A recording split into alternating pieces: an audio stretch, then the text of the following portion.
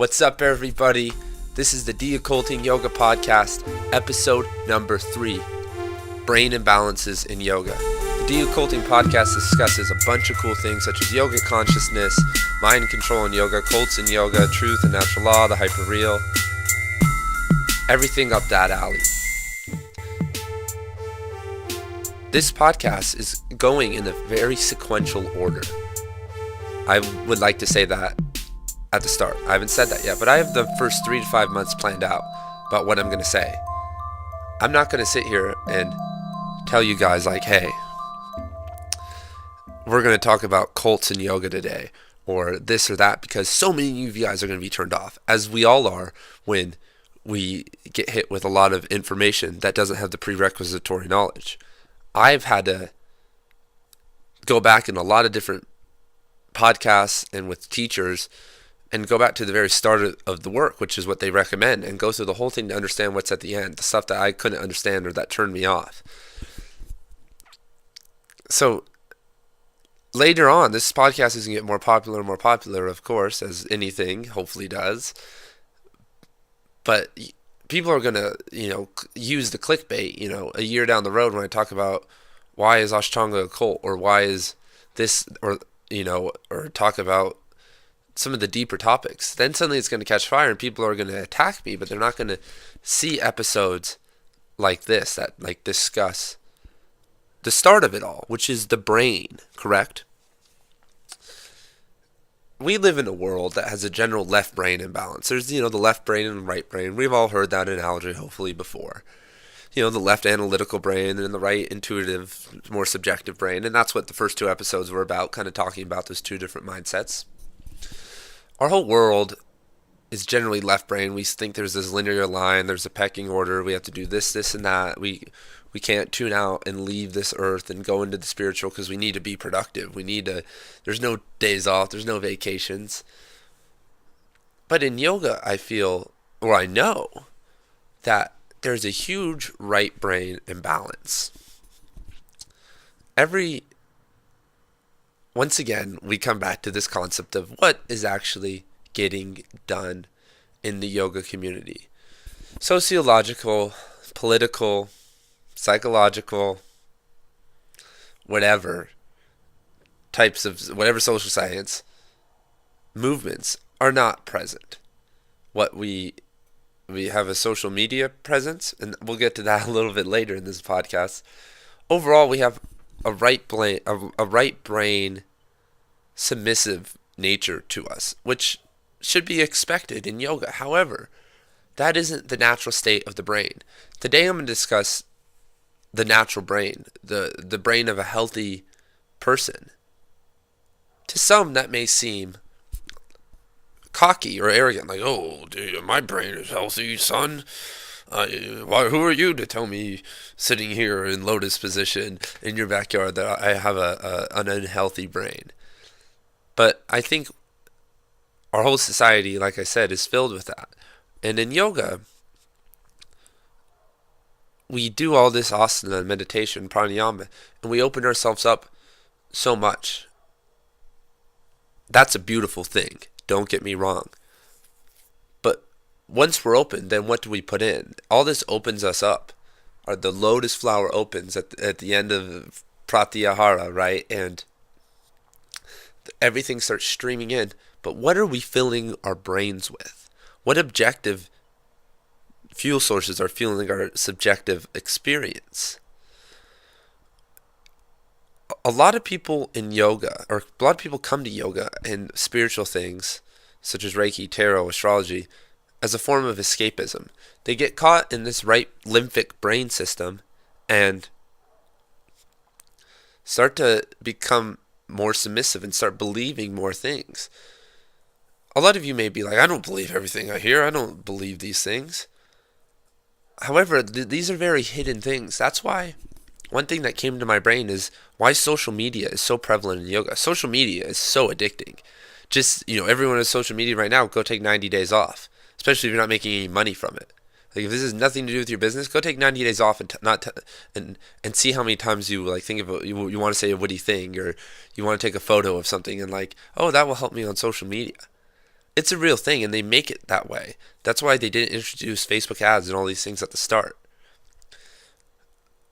It's so easy to see that the whole yoga community revolves around like what's going on social media.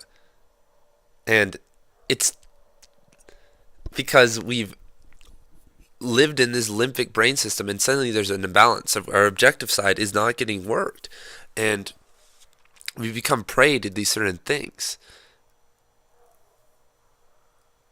At some point, we think they're actually relevant and needed. I've fallen into that trap. If you've looked, I'm not on social media. I changed my personal accounts to Savvy Zen accounts, unfollowed everyone so I don't have to see anything.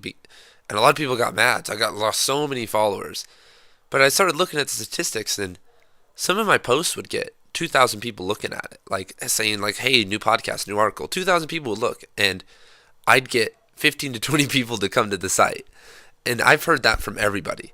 So many people like say those same statistics that they can get so many people to look at something, but the conversion rate is terrible, which I believe. And people who are on social media will like espouse to you that, oh, this is the only way to make it, but it really isn't. And I don't know what make it or be successful is. Successful is being successful just self-flattering yourself and others all the time, and that's maybe not pertinent. It's a little impertinent to this discussion, but social media is one of these things that a right brain imbalance leads to, correct? Or the misuse of social media, maybe I should say.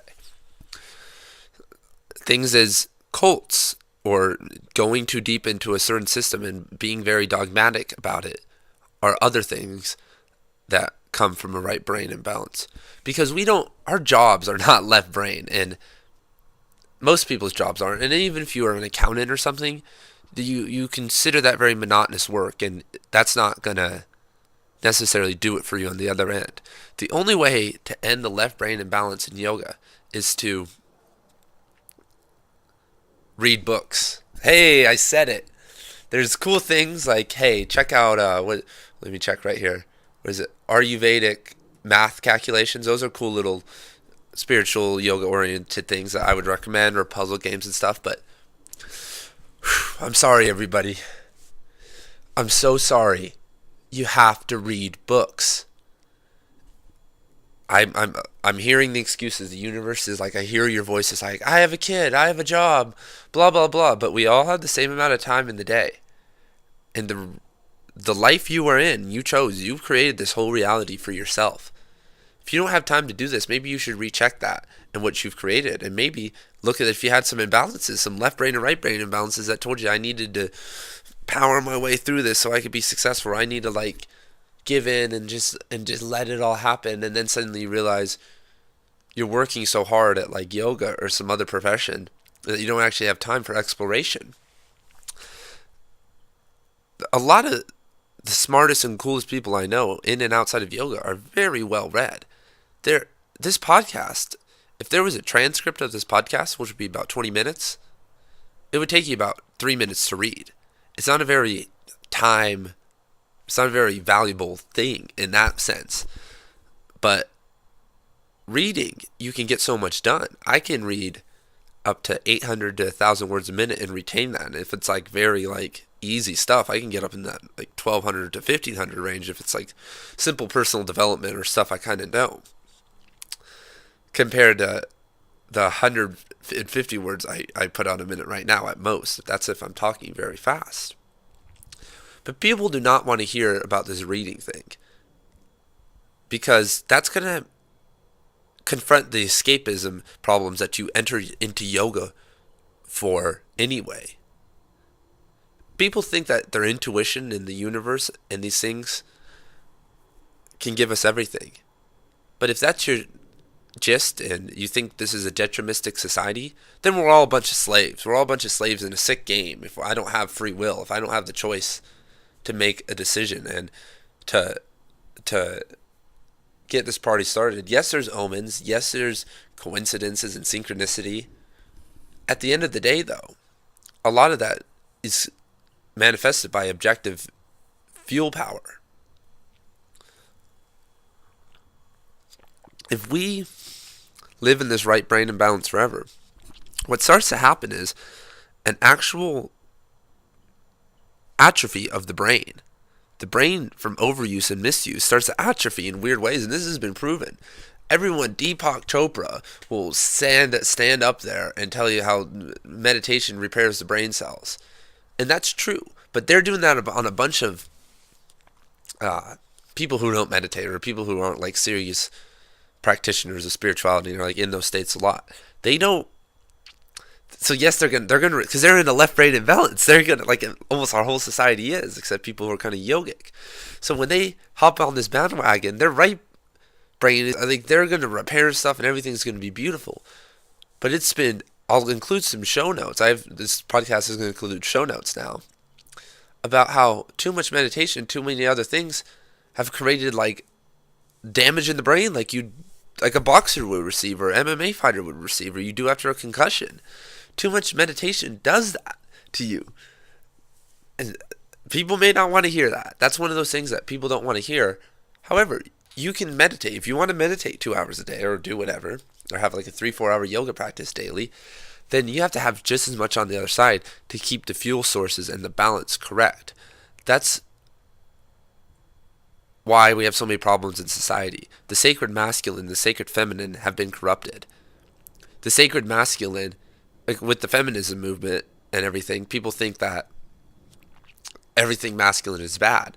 And of course, like, charging through things, not caring about people's emotions, like doing all Genghis Khan and corporation stuff sucks. But being courageous and standing by your values and protecting those things, which is like the best part of masculinity, is beautiful. As in, the sacred feminine has gone haywire with like this over sexualization of things and too much neediness, plus a host of other issues, instead of like the creation aspects and the motherly aspects and the other aspects. And each human should have all those. The balanced human is courageous and loyal and motherly and creative and all those things, right? The bad parts are what we need to get rid of. But, we have these ultimatums like in the feminist movement, like, oh, all that's bad. But it's like, no, the bad part's bad. And we need to identify what we want and what we don't want and work toward those things so our brains don't atrophy and we get into trouble. I see this all the time in yoga, that people are very dogmatic about their views. We talked about that last week in the logocentrism and postmodern stuff. That is such a trap when you get into these things, because the only way out is through the left brain. But the right brain is so like euphoric and so like blissful. You're like, woo! Like, you don't have to come down to this world. You don't have to ground. You don't have to do anything. So when you get in these bad situations, even if they're bad, if you're being like financially, sexually, or like energetically exploited, you feel okay in a sense that your reality isn't like getting crashed down on every day. Like when you're in the objective sense, you're like, damn, I really need this money. Like, you're looking at your bank account, and you're like, oh man, and like you get stressed. Like, it's very analytical. But over there, it's like you can kind of just like, well, I'll just go tune out. Like, yeah, my situation really sucks, but I'll just go meditate. I'll just like keep doing these things. And lo and behold, you keep damaging your brain more and more. So then you can't process what's actually occurring as well.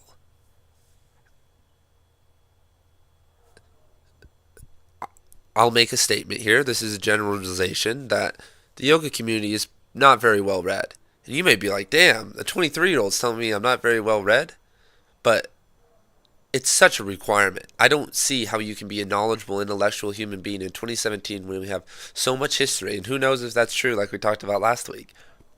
But if you don't understand all the social sciences and have explored them just a little bit, even just at an introductory level, then how can you say that this blissful experience is right? How can you even say that your intuition is correct when you don't have a gauge to do that by?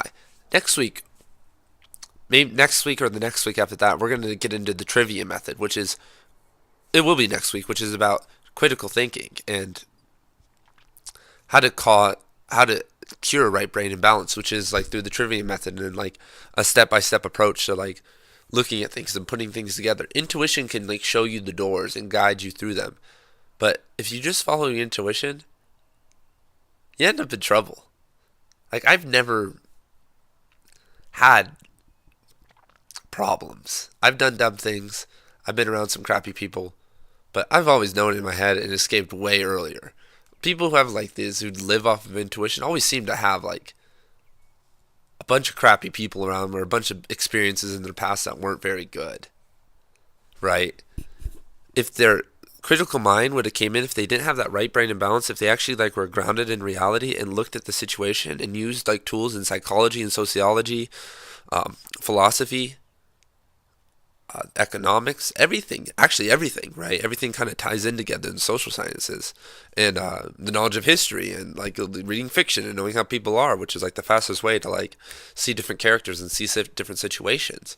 They'd be able to say like, oh man, this person's like really abusive, or oh, this person's like not right, but their intuition is gonna like, the person's nice to them. That's how you can get tricked, right? That's how everyone gets tricked. If a person can shield themselves very well energetically and like put on a mask, you'll never know if you just use your intuition. But if you have like a basis through the trivia method and through critical thinking, you can break people down and like deconstruct like what they're trying to do and like what their purpose is, which isn't the best thing. But if you're going to be involved with them romantically, financially, or energetically, why wouldn't you do that? Right? And people say that they do, but if you don't have the books to back you, then what experience do you have? Do you just have the experiences of your little world? That's nothing. Like, if I went off that my whole life, I'd be so dumb. And I'm not saying I'm really, so intelligent, but if I didn't read all these books, I'd be so lost. I mean, I've become so much less cocky by reading, actually. Like, before, when I wasn't as well read, I had pretty good knowledge of books when I was 18, 19, but when I hadn't, like, taken this stuff seriously, I would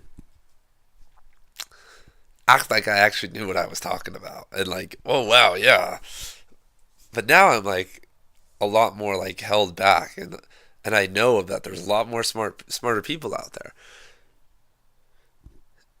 And this right brain imbalance goes into other things too. That a lot of people in the yoga community are like looking for, come back to social media, they're looking for a job. Like, I won't say a job, but they're looking for like approval. Because when you have a job, you're asking for someone else to be your boss. You're really the boss, and you're asking someone else to give you orders, right? Like, you're saying, I can't do this myself. I can't run a whatever business, whatever you're involved in. I can't do this myself. I need someone else to like guide me, and we need a whole chain of command. I can't do this myself. And also, which I see a lot of people in the yoga community who are like very into like that type of stuff. They don't want to like let go. They also like get into very bad relationships, or they're in relationships with people who don't care about yoga. I'm gonna keep mentioning this probably every week. No one's mentioning this online. How everyone go talk to your yoga, go look at your yoga teacher, go meet their significant other. Ask them what they know about yoga. Ask them, like, okay, ask them about what books they read. Go check out their library. That's the only way you're going to know, like, what someone knows. Unless they're having divine revelations from, which is also a little bit sketchy. Unless they're claiming that, then they don't really understand spirituality. I'll just say that outright. But because of the right brain imbalance, people like just hop into these things and use their intuition. Like, oh, he's nice. Oh, he has a job. Blah blah blah, and they get into these things, and it creates such turmoil in the yoga community because nobody has like a strong backing. No one's like with a group of people that has their left and right brain balance, and the sacred and masculine, sacred feminine. So it's sad to see that we've entered into the state where we're giving our power away with these imbalances and are asking for dominance and submission. We're saying, I'm going to settle for someone who doesn't understand what I do or care about really what I do. Maybe they'll come and stretching or showing up to yoga class twice a week. It doesn't caring, right? That's just moving you along.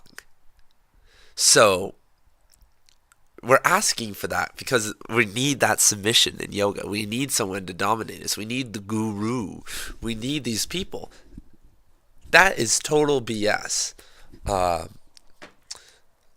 Let me read you something real fast. This is just popping up in my head as I'm talking. It's why do we need these things? Why are we coming into these fear-based mindsets? In a few weeks, we'll talk about scarcity and abundance and karmic versus Ashtanga yogis, which will definitely take this a step further.